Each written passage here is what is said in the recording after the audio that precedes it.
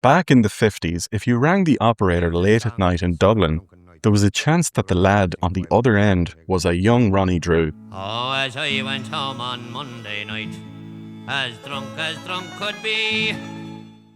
It was a world away from his posh upbringing in Dun Laoghaire, and it was right there that the man who would change Irish music forever really started to find his voice. Who owns that horse outside the door, where my old horse should be? Aye, you're drunk, you silly old fool, still you cannot see. So Ronnie Drew was born back in 1934 in Dun Laoghaire.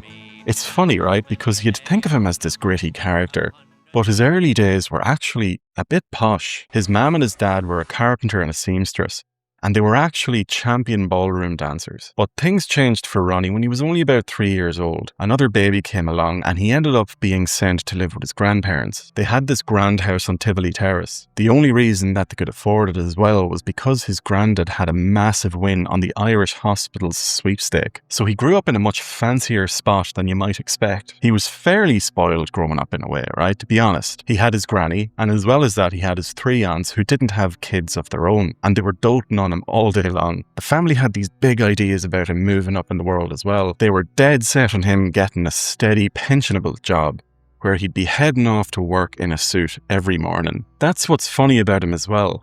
He spent his whole life fighting against that kind of middle-class lifestyle. But then later on, you'd always see him performing in a sharp suit. It was his own little way of poking fun at those Dun Laoghaire roots that he was supposed to leave behind. School was a bit of a nightmare for him as well. He went to CBS Iblana, and while the other lads knew that he was sharp, he just couldn't get on with the way that they taught things. All that learning stuff off by heart and the strict rules. The teachers were fairly cruel as well. Apparently they used to make him carry an abacus around to shame him because he wasn't great at maths. This gave him a massive inferiority complex. And from that he ended up mitching.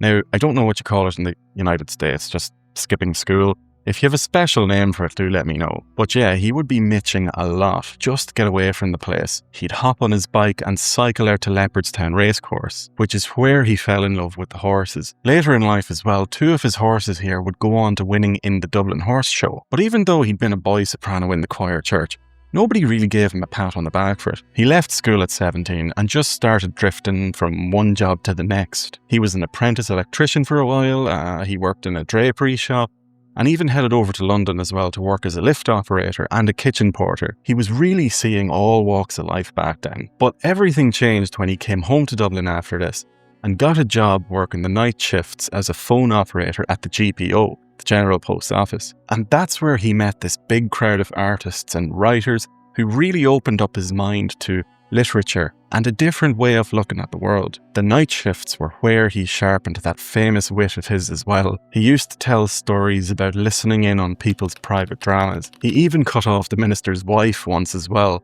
when she was being a little bit too demanding on the line. And that particular exchange went something like this. When Ronnie told the lady that there was a delay, she said something along the lines of, "Do you know who you were talking to?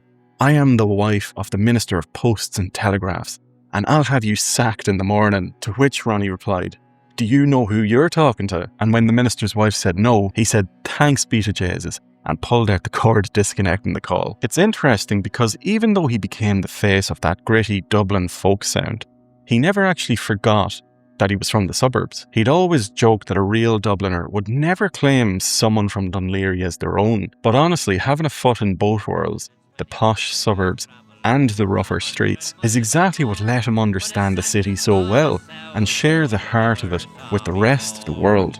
And as I went home on Tuesday night, as drunk could be, I saw a coat behind the door where my old coat should be. Well, I called me wife and I said to her, "Will you kindly tell to me who owns that coat behind the door where my old coat should be?" Aye, you're drunk, you silly old fool. In the late 50s, Ronnie headed off to Spain for about 3 years. And it's mad to think here how much that trip actually changed everything for Irish music later on. He originally went over to teach English, but he spent most of his time hanging around Seville and Madrid. He got fluent in the language as well, but the big thing was that he learned how to play the flamenco guitar properly. He did more than just music while he was on his Spanish Odyssey as well. He actually ended up working as an extra in the movie Lawrence of Arabia. It got him his acting card and really gave him a taste for the theatre, which stood to him later in his career. Looking back on it, that time away was where he really picked up the tools for what he was about to do. He'd been into the folk music since he was about 19, but Spain gave him a whole different way of playing it. Back then, most people in Ireland just did a simple basic strum on the guitar for folk songs, right? But when Ronnie came home, he brought those fancy percussive flamenco finger-picking styles with him and used them on Irish ballads. It gave his playing this real driving energy and a bit of urgency that you didn't hear anywhere else. It eventually became the trademark sound of the Dubliners. Between that new guitar style and the bit of acting that he'd done, he started doing shows at the Gate Theatre with John Malloy, who was a celebrated Irish actor at the time. That was the big turning point. It's what led him to starting the band, and off the back of the Clancy brothers and Tommy Makem, and the broader folk revival in the United States in the 1950s. The Dubliners really kicked off the whole ballad boom in Ireland. And if you want to learn a little bit more about these folk revivals and what they were and what they did, and potentially that we're in one right now, check out this video here and I'm fairly sure you're going to enjoy it. There's an awful lot of food for thought there.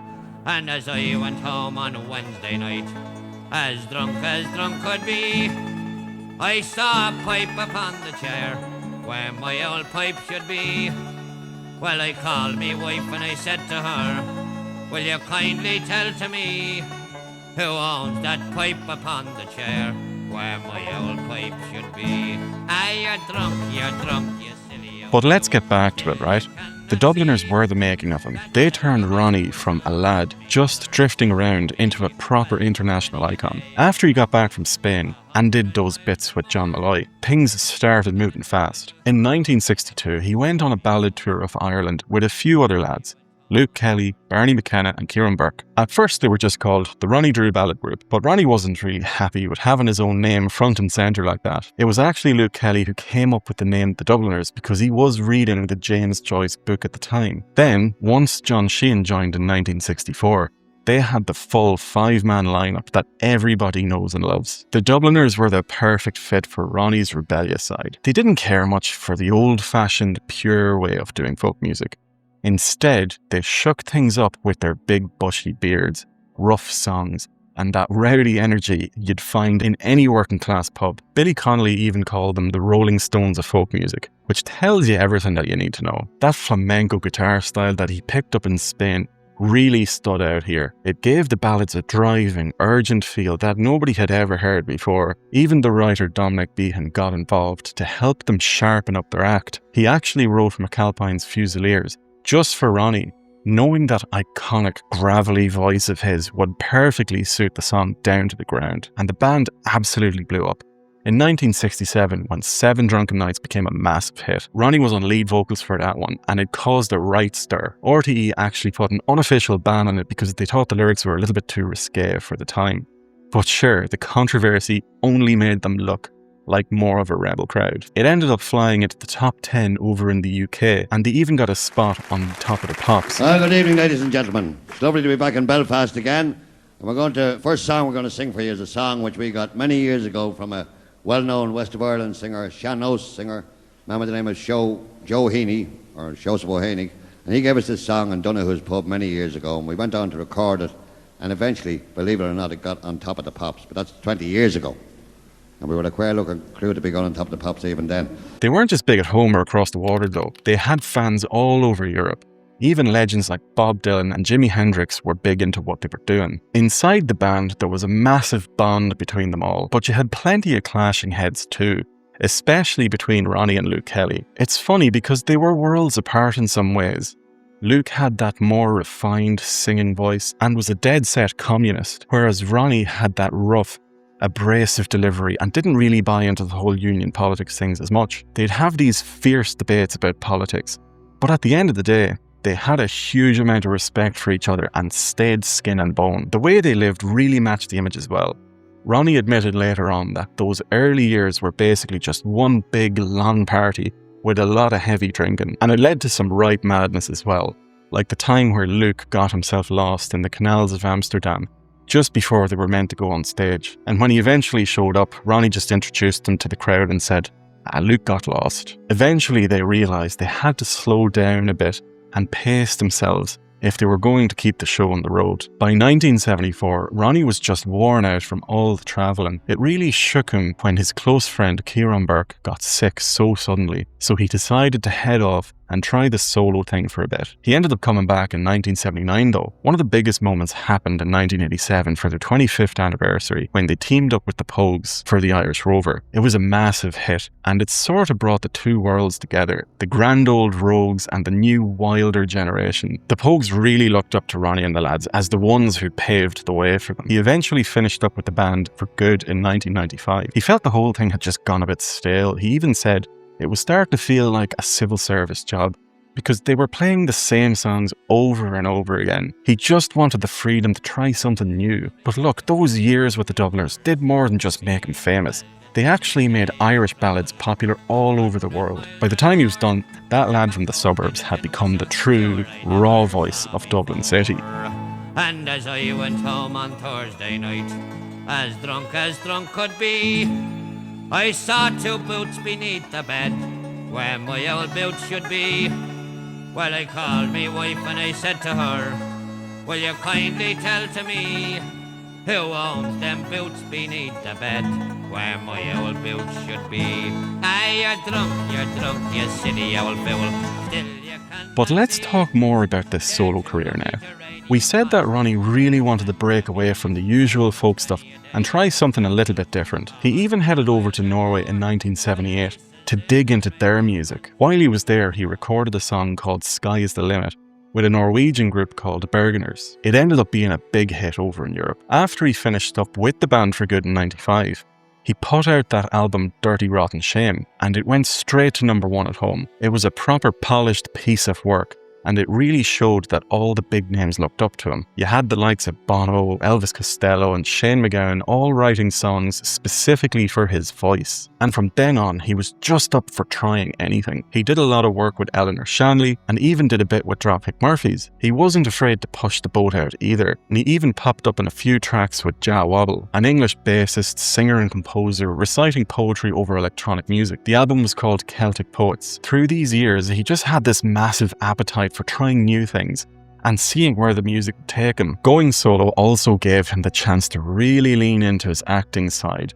and show how well he knew the people of Dublin. He put together these great one-man shows like Ronnie, I Hardly Knew Ya, where he'd mix his singing with stories and bits of poetry. He'd bring in the words of lads like Brendan Behan and James Joyce, making it all feel very personal and connected to the city. He knew exactly how to use that voice of his as well to tell a good story. Around 2006, he put out a big collection of Irish myths and legends. And now he didn't just read them off a page. He actually went around talking to the older folks to make sure that he got the right versions of the tales. He even did narrations for Oscar Wilde's children's stories as well. When you look at the whole picture, Ronnie was a man who never let the fame go to his head. He was actually very humble about the whole thing. He'd be the first to tell you that he didn't have the proper singing voice that Luke Kelly had. Instead, he knew his real strength was in how he delivered a line, the way he'd tell a story and make you really feel it. He was always slagging himself off too. He once said that the best compliment he ever got wasn't from some big sold out venue, right, or something like at Albert Hall. It was actually from a jazz musician in London who had heard him sing in Rallion Road. This lad had no clue who Ronnie was or anything about Irish music.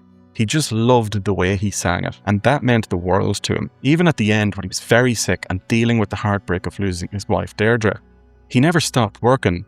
In his final months, he recorded one last album called The Last Session. It was full of these lovely jazz-style duets with people like Mary Coughlan and Damien Dempsey. At the end of the day, his solo work shows that he was much more than just the lead singer of a famous band, the Dubliners. Between the different types of music that he experimented with, and the way that he kept Irish literature alive through his storytelling, he really made his mark. He went from being that restless lad in the suburbs to becoming the raw, honest voice of the whole country. And as I went home on Friday night, as drunk could be, I saw a head upon the bed, where my old head should be. Well, I called me wife and I said to her, will you kindly tell to me who owns that head upon the bed where my old head should be? Ah, you're drunk, you silly old fool, still you cannot see. Away from the rough and ready image everybody saw on the stage, Ronnie's personal life had those same funny contradictions that he grew up with. Even though people saw him as this rough diamond, right, from the streets of Dublin, at home he was a family man with a love for horses and a fairly deep way of looking at things. His marriage to Deirdre was a bit of a story in itself. She was an actress from a very popular middle-class background. Her father was a well-known doctor and a big name in politics. Her mother wasn't a fan of Ronnie at all. She used to look down her nose at him and called him the minstrel, and she wouldn't even show up to the wedding either. But Ronnie and Deirdre got hitched anyway in 1963. In typical Ronnie style, the reception was just a session in O'Donoghue's pub, where the Dubliners began, and they ended the night in a restaurant drinking wine out of a teapot. Deirdre was the heart of the home after that. She was a great woman for keeping an open house for all sorts of artists and musicians, and she was really the one who kept the ship steady while they raised their two kids, Phelim and Cleona. It was a bit of a shock to the system when you think of him as the pint-drinking city singer, but his big passion away from the music was actually horses. It all started back like when I said